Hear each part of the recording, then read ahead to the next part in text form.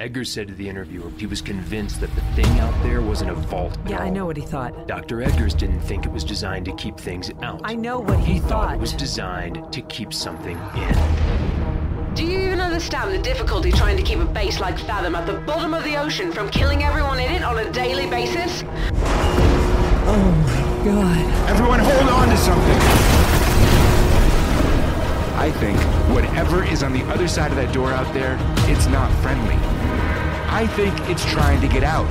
That, my friend, is a dire combination. That's a bad sign. Get under the door! It's spreading like some kind of technological contagion. We can either stop it here or watch the world burn. Fathom, the first season of Derelict. Listen wherever you get your podcasts, or learn more at derelictpodcast.com. Scott Sigler Slices is a fiction podcast with stories harvested from the mind of a #1 New York Times bestselling author. The current season is Slay, a raunchy, monster-killing tale that's Breaking Bad meets Buffy meets John Wick. Find Scott Sigler Slices wherever you listen to podcasts.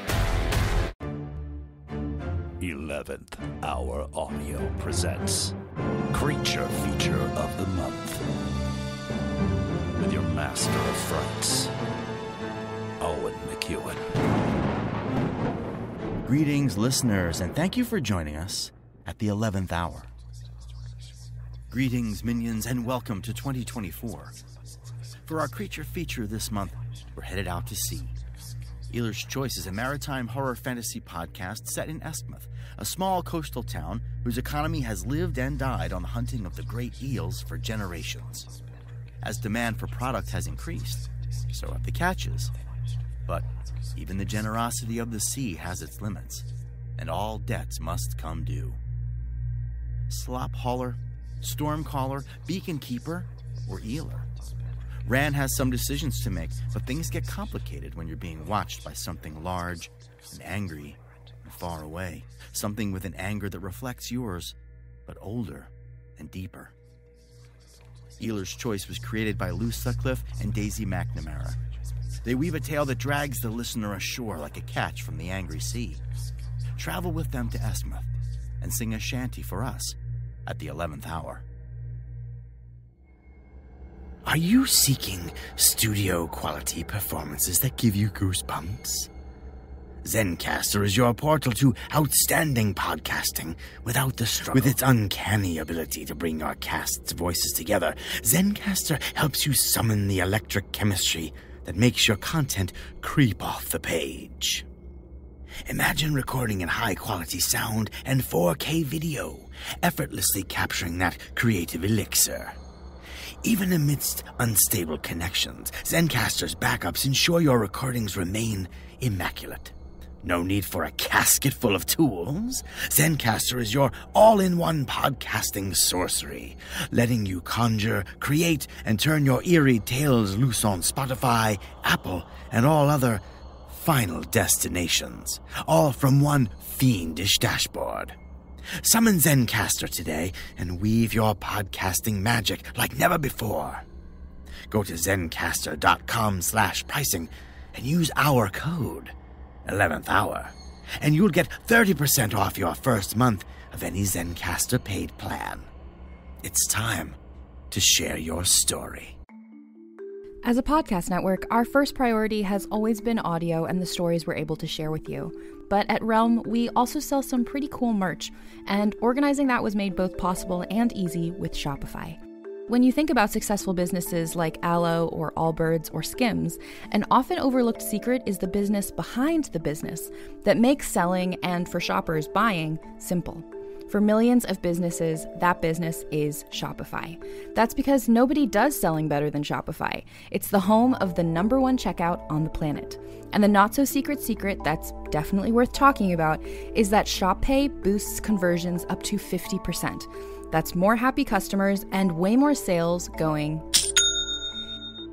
If you're hoping to grow your business, your commerce platform better be ready to sell wherever your customers are scrolling or strolling, on the web, in your store, in their feed, and everywhere in between. Businesses that sell more, sell on Shopify.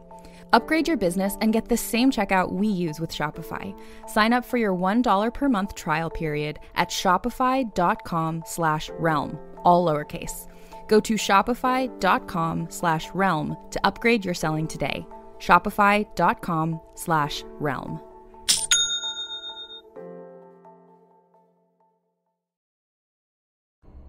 Hi, I'm Daisy McNamara, one of the creators of Eeler's Choice. Stick around after the credits to hear a little bit about electromancy. Eeler's Choice is not suitable for all listeners. Full content warnings may be found in the show notes. Listener discretion is advised.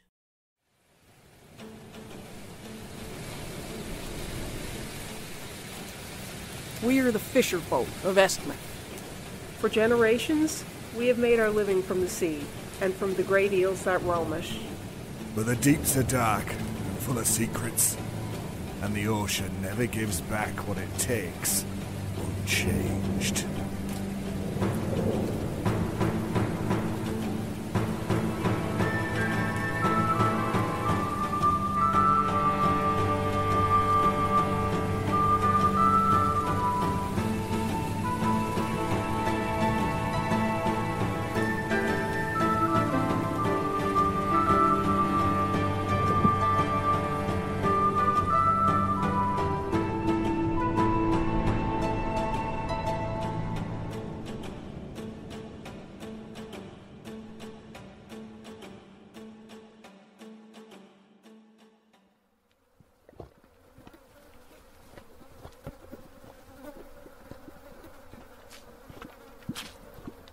What's this?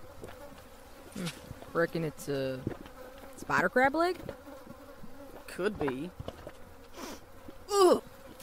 What'd you expect? It is far too hot for this early in the spring. Whew, I'm sweating. Pugil, careful there. Don't wipe your head. What? You get eel flesh in that cut under your eye, you'll be a goner. Even the sawbones won't be able to help you. Remember that time when fairy brand gutter perch fell in the pit? I remember. How did you get that cut, anyway? And that shiner? Were you fighting again? They started it. One of the folk from upriver called me a stinking slop hauler down at the Gleaming Eel. I wasn't gonna let that stand. Especially not. Especially not? Especially not in front of Mick's hay crapper. Are you still pining for that fishmonger's child? I mean, I have the prettiest hands. So deft and delicate. I mean, I can't take my eyes off him every time I see him wrapping a fillet of haddock. Eating a lot of haddock lately, are you? I'm so sick of haddock, Ran. But it's worth it to it, you know. Ship ahoy! Healing ship ahoy!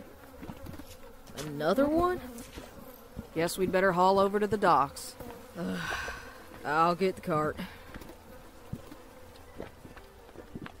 How was Pit 2 looking this morning? Stinking high and noxious as usual. Good thing they're downwind from Eskmouth, else all the fancy folk would complain. I hardly notice the smell these days. Yeah, well, you can get used to anything. Or so I tell my relatives so they don't look all pitying at me. Oh, I cleaned out Pit 1. Took a while to get the seawater pumps going. We need to tell Blenny to get the pressure checked. No leaks in the pit and no cracks in the stone, though. Nothing getting out. Good. Don't want to hear that story from my da again about that spring storm 10 years back. A tide so high, it washed the rotting pits bare and dumped all the filth in the sea. Poor fishing for years after that. And the fish that were caught were twisted things. Barely fit to eat. Yeah, all the older folk remember that year. Pit number 3's looking good, though. The eel flesh is all rotted down and the sand fleas aren't staying away anymore. Pretty sure it's safe to oil skin up and go poking through. Any poly? I don't think so. Couldn't see any tendrils. I'd have ripped them out pretty sharp and set fire to them if I'd seen any. Don't want any spores floating off and infecting someone's fancy carriage or corset. Did find a nest of bone worms, though. Wiggly little things. Shame to kill them. You did, though? Oh, sure. You know, don't want them eating any eel bone we could sell for a pretty penny. Hey, you remember when Fairy Brand found that gold ring? Yeah. We ate well that week. Poor Fairy Bran. Yeah. Did you go to the funeral? Mm-mm. Couldn't face it. Horrible business. They had to line the coffin with oilskins. To stop the ground around his grave being poisoned, they said, but I reckon it was to stop him, you know, leaking out during the funeral and upsetting the relatives. I went to see him near the end. He couldn't talk. Just gurgled. The whites of his eyes were all spotted with black. I don't want to hear the details. And that's why we keep our hands away from our face when we're in the pits. Look. Or else someday, it'll be your funeral I'll be at. Listening to your relatives talking about the risks of honest, by which they mean nasty, work, and the very important things you did for the town. Slapping me on the back and offering to buy me a drink. Actually, I'll take the free drink. Hey, you want to stop imagining my funeral? That would be great. We'll sing all your favorite hymns. The eulogy will be just beautiful. Oh, look, the ducks were here. Thank you. Could you help me find the albatross? I'm telling you, it was just like what you were in. Here, I made a back and cat that you saw. Hola. Whoa there. Levanta. Left. Left. Así es. That's right. Up. When we arrived at the docks, things seemed at first to be perfectly normal. Eeling ships were moored all along the quayside. Sturdy things with thick hulls, bells hung amidships, and strong oak beams at the back for the nets. Each day, weather and season permitting, the eel ships sail out into the Eastern Ocean to hunt for the great eels. If they're clever, or just lucky, they'll come back with one of the beasts laid across the deck. They'll offload it onto the quay, where it'll be stripped down by the workers and the hide will be peeled off by the netters in long pieces from neck to tail. Then the flesh will be split apart and the precious bone taken out, most carefully. Most will be sold to the dealers in Eskmouth, but the bones in the best condition, they go to the scrim chantry. Then comes the cleanup, which is where we come in. Anything that's left over, muscle and innards, is left for us, along with all the bycatch and flotsam and jetsam brought up by the trawling. We load it onto our cart, and we wheel it back to the rotting pits to rot down and pick through. The eel on the dock was a biggin, and the netters were already stripping off the skin, ready for the bone sellers to appraise what was underneath. But the mood today was unusually somber. Most crews are cheerful when they've just come in with a fresh catch. It took me a few moments to work out what was amiss. There was only one ship moored. Eel boats always go out in pairs, you see. One ship takes each half of the net, and they trawl for the eels with it strung out between them. And yet, in the dock there was only one ship moored. The boss was already waiting for us when we got to the quayside with the carts. Thank you're here. This is going to be a 3-cartload job. At least. Look at the size of that thing. We're gonna be here all day. Blenny, where's the other ship? The Frolic foundered. The Fortune barely made it back to port.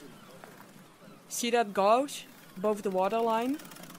They were bailing and plugging it all the way home. Did they ground on something?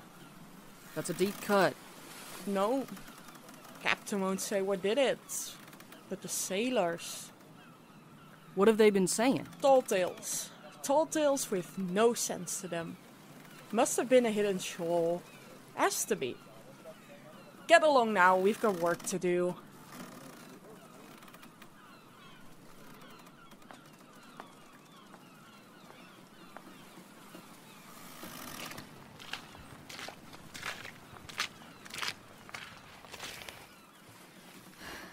Blenny's being cagey. Z's not the only one. Nobody'll tell me what happened. You believe that talk, carrot boater? Know what I see? I've seen it with my own eyes. So did the rest of us. So did you. It's Auld Bycatch. Auld Bycatch, I swear it on my mother's grave. There are some names you don't say aloud. Some things whose notice you don't want to draw on yourself, your kin, or your ship.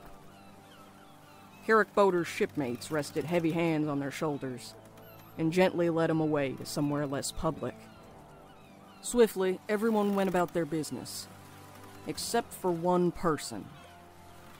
Across the dock from us, someone had been sitting on an old capstan since Pugil and I got there. She was dressed like a sailor, in hard-wearing canvas and linen, but her clothes seemed too new, and she was plump and well-fed, with the softness and roundness of someone who had never worked outdoors in her life. It seemed when the commotion started, she had slipped down off her perch and come over to the dock to see what was going on. I noticed some of the workers start to side-eye her for not moving on. Happily, before anything could turn nasty, the dock Sawbones sauntered over for a quiet word. I like the Sawbones. I once saw him slip a restorative tonic to Pugil when he came in hanging one morning from a night on the sauce. And with only the slightest of raised eyebrows and the tiniest of smirks, very restrained, I would have properly teased Pugil for it. Come on, help me with these guts. They're slippery. Who's that? Where? Talking to the Sawbones? I don't know her. Maybe someone from upriver looking for work? Looks a bit soft for that. Oh, never mind, she's leaving. You gonna help out or not? Sorry.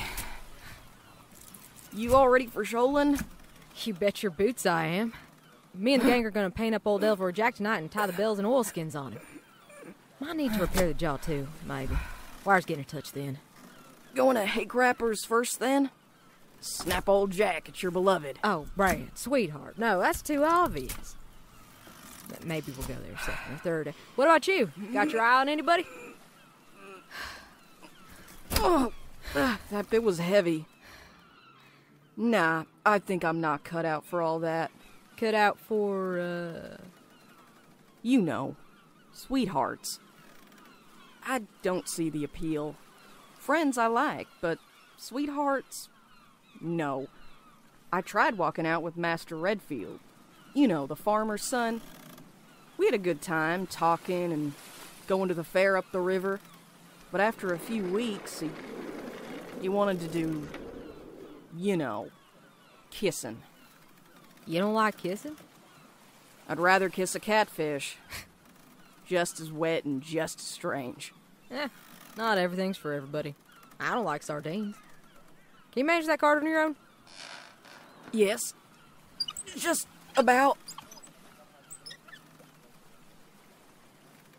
By the time we were done dumping the refuse into a pit and securing the covers, it was getting on into the evening, and most of the business of the docks was done for the day. The evening watch had already blown their horn to call out the constables to patrol the streets when we finally finished up. So I noticed Pugil walking a little brisker than usual. Pugil lived in a garret with a bunch of his... Well, if I'm honest, I think it was his gang. I didn't ask prying questions. People find homes and families wherever they can. Sometimes the family you were born with isn't right for you. Some people have the guts to leave a family that doesn't suit them, too.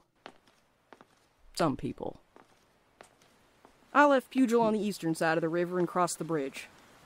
As I walked, a drizzle began, and where there's a drizzle, it will likely turn to rain. I didn't fancy getting home damp, so I turned to take a different route. One which would take me past the railway station and into the arcade, where I'd mostly be under glass-frame ceilings and the brightly colored canopies of empty stalls. Maybe long enough for the rain to ease off.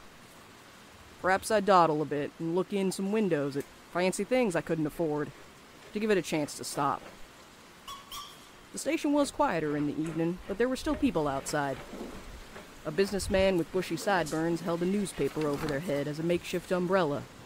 A child huddled under their parents' coat. And a curious someone stood alone at the far end of the station. She was staring blankly off into the distance and fiddling with her clothes. The clothes were expensive, and clearly in modern cuts and fashions. with fancy embroidery and shiny beads, but odd in their combination and colors. I realized I was staring and tried to be less obvious about it. It wasn't as if you didn't see eccentric rich folks around Eskmouth, shopping in the boutiques and outlandish hats, that sort of thing. As I walked past, her gaze did not move until I was close by, at which she followed my footsteps down the street with a cocked head, still staring in my general direction. It was curious. I paused to turn back and look at her, and she smiled in response. Not at me, but smiled at the air and nodded to me. I held up a hand in greeting. She only continued to smile. Odd, I suppose, but that's Eskmouth for you. As I reached the end of the street, I heard the faint sound of her calling after me. Wait. But I had no intention of waiting. I wanted to get into the arcade and out of the rain. The rain did not let up, though, even after I had admired all the fancy hats in the Emporia and coveted some very shiny red boots. It was still coming down by the time I got up to the West Cliff. Our street is called, unimaginatively, Cliff Street.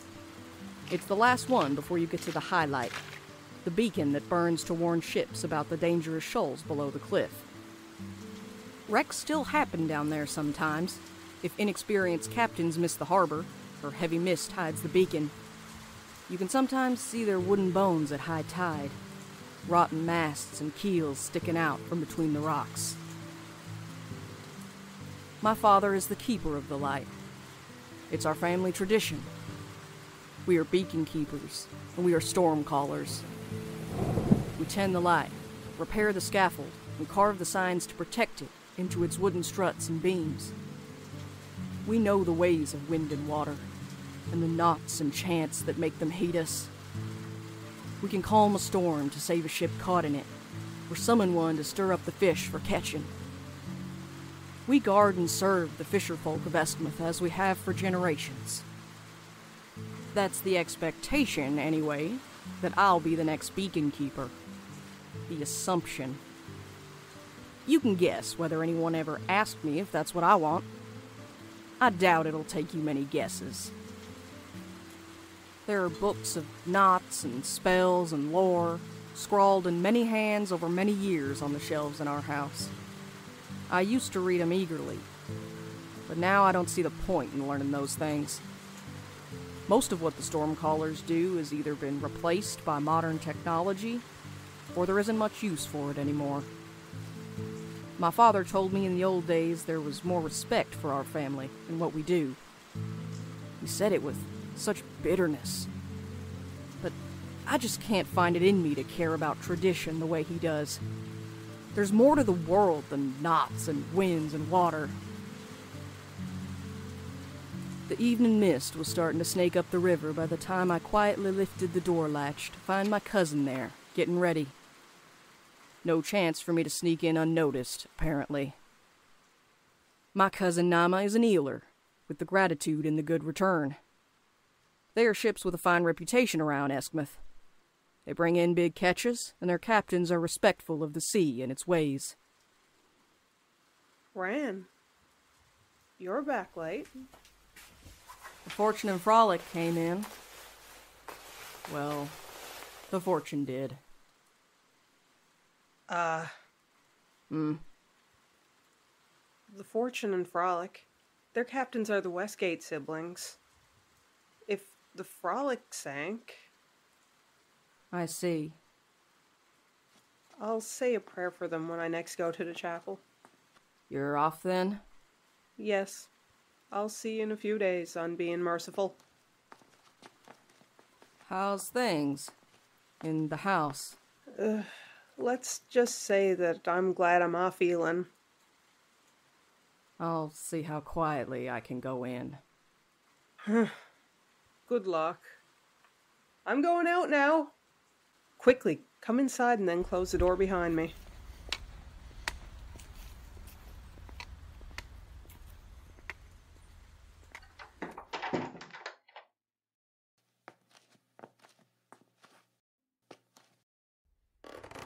Who's there? Nama? Did you forget something? It's me, Da. I'm back from the pits. Are you still up making rag mats? No sense in hands being idle. Namma's gone then. Just left. One day they will not return to us. Maybe so. I have no respect for sea, Eelers. Not like you and I, who have it in our bones. And perhaps Namma. There's a little of it in them, somewhere I reckon. Yes, Da. Put kettle on, will you? I'm parched. One day, Namma won't return, like the Fisher Cliffs. My father doesn't add. Like my uncle and aunt. Namma's parents, who went out on a boat as storm callers and never came back. Or like my other father, who went away to the city to work and never came back neither.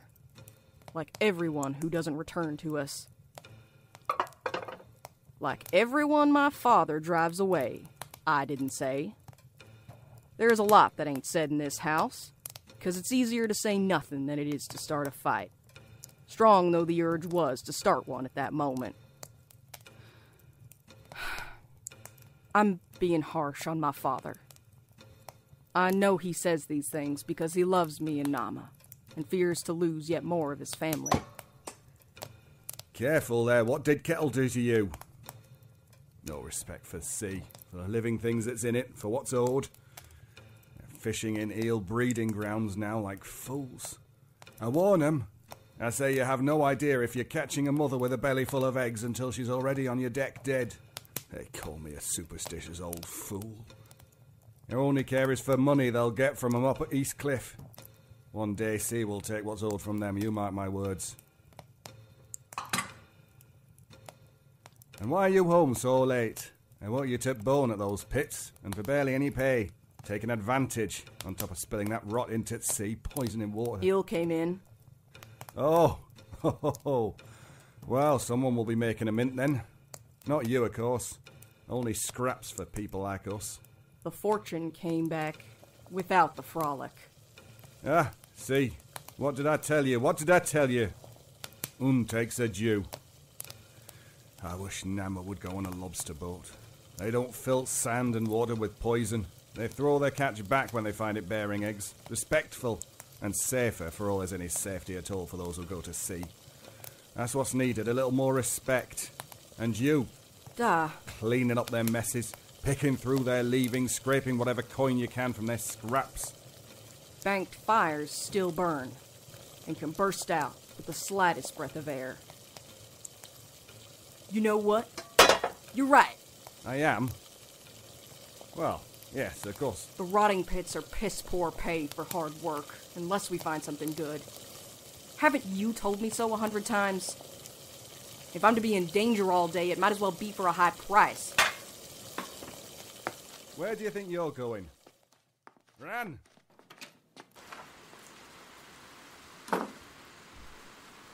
I was angry. Of course I was. I was angry, and I was sick of coming home to that. Day after day, week after week. Sick of spending a hard day hauling eel flesh just to come back to a curmudgeon who groused at me about respect. It seemed to show none for me or anyone who did anything he judged wanting. And there was so very much he judged wanting. I stormed the fastest way I knew through the darkened streets, and all the way back to the docks. I barely noticed where I was going, I was so angry. At the night harbor masters, I asked where the Gratitude was berthed, and was sent down to the quayside. I could feel the weather in my head and my feet, and the sea in my bones. The thought of that was hateful to me. It reminded me that my father was right, and the storm calling was in me, and strong too. My fingers, made nimble by years of knots, helped me pick through the pits. My keen eye, trained by him to observe the patterns and movements of the sea, making it easier to spot things shining or growing. A life that could never be truly my own. A world that seemed so small, hemmed in by a sea so vast and unending.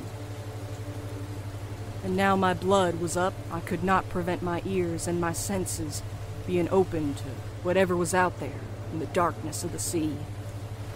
Something in the back of my neck was prickling. I suddenly knew that I was being watched by something large and angry far away. Something with an anger that reflected mine, but older and deeper. Something that had noticed me, and now was drawn to me. I shook it off, dragged myself back into the world, tried to calm myself down, tried to be small and unseen. Gwen? What are you doing here? Is something wrong? You're so... I'm done, Nama. Done? What are you on about? I'm sick of the rotting pits, Nama. I want to go Eeler.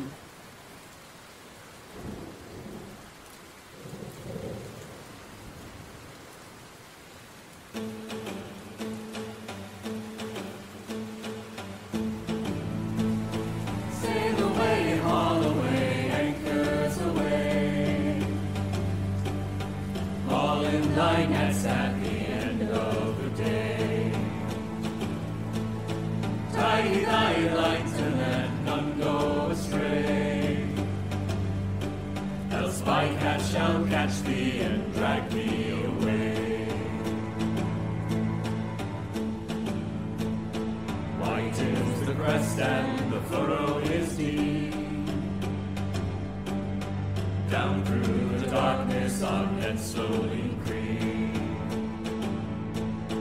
Out in the night while the folk are asleep. Pray gentle one for our souls to keep. Sail away, haul away, anchors away. All in thy nets at the end of the day. Tidy thy lines and let none go astray. Else bycatch shall catch thee and drag thee away. Black is the storm cloud that stirs up the water. Swift is the boat and as sleek as an otter. Sharp-eyed the sailor who quickly shall spot her. So we pursue her and bring her to slaughter. Sail away, all the way, anchors away. All in thy nets at the end of the day. Tidy thy lines and let none go astray. Else bycatch shall catch thee and drag thee away. Red is the deck with the blood we have spilled. Slick is the deck with the gore of the kill. Strong blows the wind homeward, icy and chilled. To our children with bellies that need to be filled. Sail away, haul away, anchors away. Haul in thy nets at the end of the day. Tie thy lines and let none go astray. Else bycatch shall catch thee and drag thee away.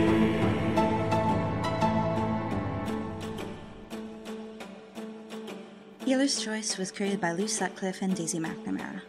Ran Fishercliff was played by Rae Lundberg. Pijo Flancery was played by B. Narr. Lunny Pitfora was Rowan Van Grinsven. Captain of the Fortune was Wyatt West. Carrick Boater was played by Tal Minear. Mary Whitechanter was Tanya Milovic. And Nama Fishercliff was Lindsey C. Latin Storm Singer was David Alt, with additional voices by J.E. Haywood, Diego Herrera, and Meg Malloy Tootin. Our writer, composer, and sound designer was Lou Sutcliffe. Our producer and dialogue editor was Daisy McNamara. Script editing was by Cale Brown and Pacific S. Obadiah. Our theme for this episode, Ale Bycatch, was sung by Derek Valen, Cale Brown, Daisy McNamara, Elijah Harper, Diego Herrera, and Lou Sutcliffe. If you enjoyed the show, please leave us a review and follow us on our socials at Eeler's Choice. Social media and our website can be found in the show notes. Thank you for listening, and we will see you in 2 weeks. And now that that's squared away, I want to tell you about a show I love called Electromancy. Electromancy is a new audio fiction fantasy adventure podcast, which follows the story of Jenna, a teenage lightning mage, or electromancer, who, after hiding her powers for years, is finally discovered and forced to attend the Royal Institute for the Study of Sorcery. There she will find allies, enemies, mysteries, monsters, and intrigue. And you thought your high school was bad. I love this show. I love the sound design. I love the acting. It is all top-notch. If you like our show or shows like the Kingmaker Histories, you are going to love this podcast. You can find them on social media at ElectromancyPod or at their website at electromancypod.com. Links will be in the show notes. You don't need to take my word for it. Listen to their trailer now to see for yourself. These two mages we've just saved, Tessic and Donovan, I need to know, are they worth the trouble? You've seen their files. They're prodigies, both of them. Bryn, give me back my book. Okay, talking a little loudly about this stuff. There was nothing suspicious about the interaction until you said that. She could have been talking about, like, a textbook. Hello, Electromancers. For the record, I think all 5 of us together is inherently kind of suspicious. I see how it is. Happy to hang with me when we're imprisoned by evil necromancers in the distant past. But once I save your ass, it's back to the cool kids table. To be fair, I didn't have any choice but to hang out with you then. That's what imprisoned We means. need a normal thing to plan and talk about and work towards so that everything isn't schoolwork and memory wipes and time travels and monsters and death. Electromancy, a fantasy adventure show now available wherever you get your podcasts.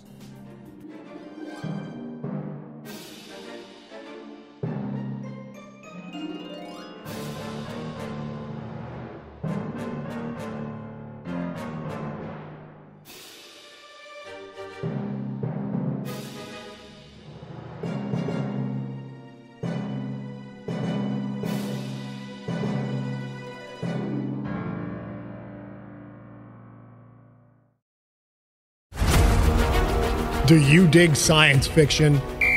Then get ready for the hardest-hitting sci-fi you've ever heard. The Galactic Football League series by #1 New York Times bestselling author Scott Sigler is now a free, unabridged podcast. It's Star Wars meets Peaky Blinders meets Ted Lasso. The GFL is a star-spanning, high-action, high-stakes, coming-of-age story set against the backdrop of a professional football league 700 years in the future. Follow the journey of Quentin Barnes, a gifted athlete who must travel from his backwater system to the galaxy's sprawling empires in his quest to be the best there's ever been. But he needs to watch his back as organized crime runs every franchise, fixing games and assassinating rival players. That's the Galactic Football League series. Search for Scott Sigler, Sigler, wherever you get your podcasts.